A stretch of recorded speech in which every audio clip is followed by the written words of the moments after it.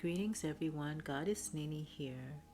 And in this segment, I want to speak on the topic of service and on the topic of free will, living as a self existing human.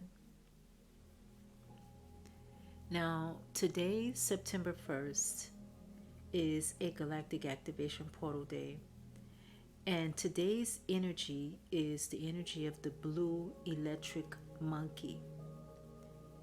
And the blue electric monkey is about utilizing the power of inspiration as fuel for our service to life, so that we let it become a living expression of the unique talents that we bring as gifts to our planetary family. Now, tomorrow, September 2nd, is the day of the yellow self-existing human. And the self-existing human, which is tone 4, teaches us that form follows vibration, and so vibration follows form. And so the clarity and proportion of the form you create determines its future. And since form is self-existent and originally intelligent, we have to define things and give them shape.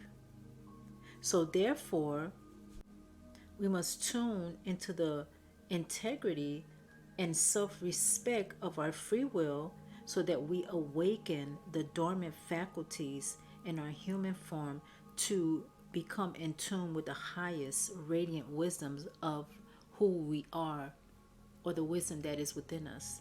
And that is our innate abilities, our talents, our gifts. And why am I bringing up the service and free will? Because there are so many people that are in a constant battle with who they truly are, especially our youth. And this is, to me, what is creating so much of the unhealthy mental psyches that are taking place in our societies.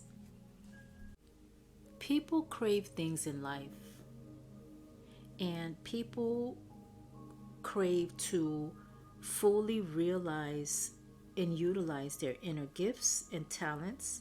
And they also want to realize, or they want these gifts and talents to be approved, acknowledged, and confirmed. And we find that a lot of people, their talents are wasted because they have no means of expressing their unique genius, or they are not being supported by people that are around them. And so their inner power and authority fails to shine because the world around them is blind to it.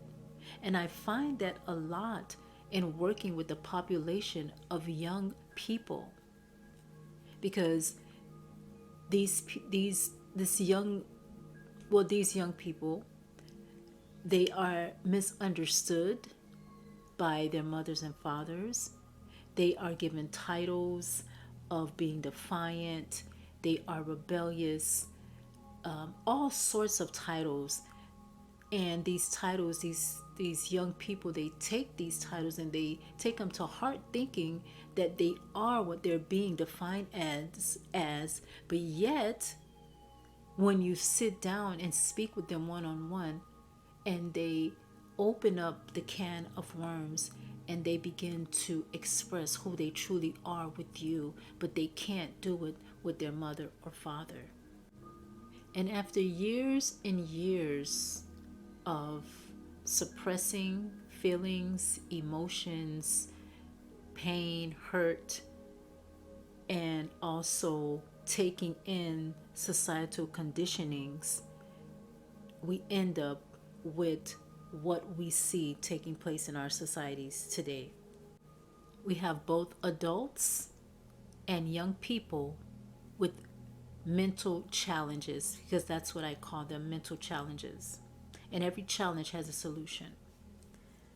I read a book by the name of A Healing Wisdom of Africa.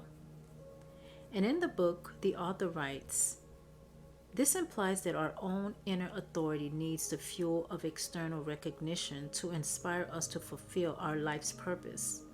And until this happens, we wait in paralysis for the redemptive social response that rescues us from the dungeon of anonymity. Our own confirmation or acknowledgement of ourselves is not enough. The need to be acknowledged by society is so primal that if it does not happen, people will go out searching for it. And for many, the support that is given is provided in a sense of connection with a greater dimension. So what is he saying? He's saying that when people find support regarding their gifts, regarding their talents, regarding their abilities, they soon realize that all of these, all of this beautiful characteristics that they have has something to do with a greater dimension. He goes on to write, a crisis of identity and purpose is an inner burning that is rarely extinguished by a visit to a career planning office, by graduating from a prestigious school, or even by years in a successful career. It is a hollowness, a void that threatens to erase meaning in everything that people do. And when something has no meaning for you, what happens?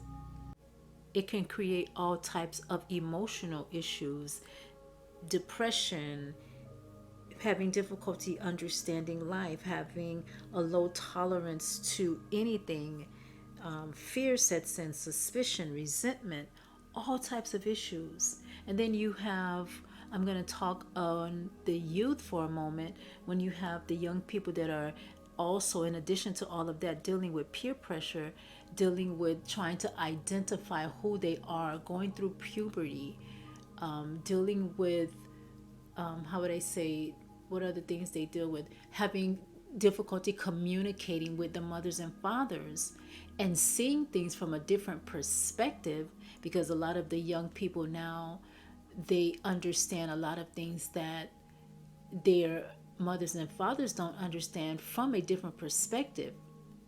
And so because they are very vocal and they don't, how they say, they're very blunt, they are not beating around the bush like a lot of us grew up to do. They are not accepting a lot of the social conditioning because they want to express their free will. So they are being perceived as defiant, rebellious, and given all types of names. And so eventually what happens? They learn to suppress their feelings. They learn to suppress their emotions.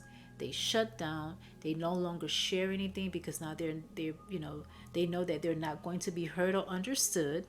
And eventually you have the child with all this baggage that grows up to become an adult with all this baggage. And so now this adult meets another adult with baggage, and they come together, and you have two unhealthy people, or two people that are not healed. They come together and create a relationship, and there goes more problems. And so we have to backtrack. We have to go back, and we have to analyze and self-reflect, and we have to start removing all of the baggage one by one. We have to start putting things in a pile and doing away with them because they are no longer serving us, because they're hindering our free will. They're hindering our service to humanity. You see, our minds know better than we are able and willing to admit. And we are witnesses to many more things than we are willing to accept. The spirit and the mind are one. Their vision is greater, much greater than the vision we experience in the ordinary world. You see, our ancestors understood that there was the reality, the real world, what we perceive as the real world, and the unseen world, and they merged together.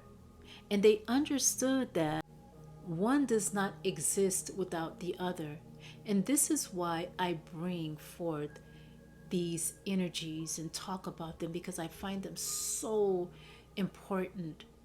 And I find that they are so easily to follow.